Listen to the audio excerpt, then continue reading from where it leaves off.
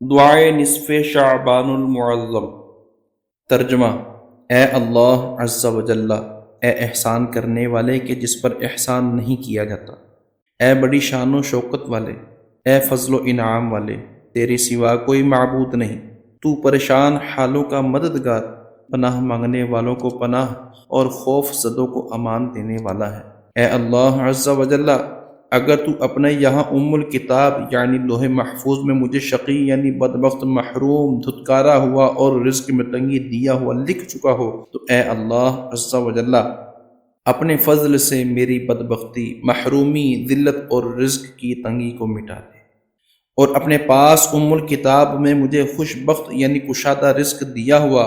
اور بھلائیوں کی توفیق دیا ہوا سبق یعنی تحریر فرما دے کہ تو نے ہی تیری نازل کی ہوئی کتاب میں تیرے ہی بھیجے ہوئے نبی صلی اللہ تعالی علیہ وآلہ وسلم کے زبان فیض ترجمان پر فرمایا، اور تیرا یہ فرمانا حق ہے کہ ترجمہ کنز ایمان، اللہ جو چاہے مٹاتا ہے اور ثابت کرتا ہے،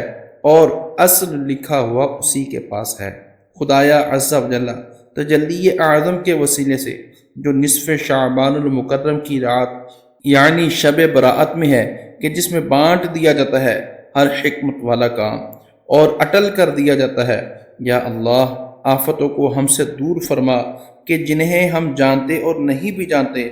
جبکہ تو انہیں سب سے زیادہ جاننے والا ہے۔ بے شک تو سب سے بڑھ کر عزیز اور عزت والا ہے۔ اللہ تعالی ہمارے سردار محمد صلی اللہ تعالی علیہ وآلہ وسلم پر اور آپ صلی اللہ تعالی علیہ وآلہ وسلم کے آل و اصحاب رضی اللہ تعالی عنہم پر درود و سلام بھیجے۔ سب خوبیاں سب جہانوں کے پالنے والے اللہ عز و جل کے لیے ہیں۔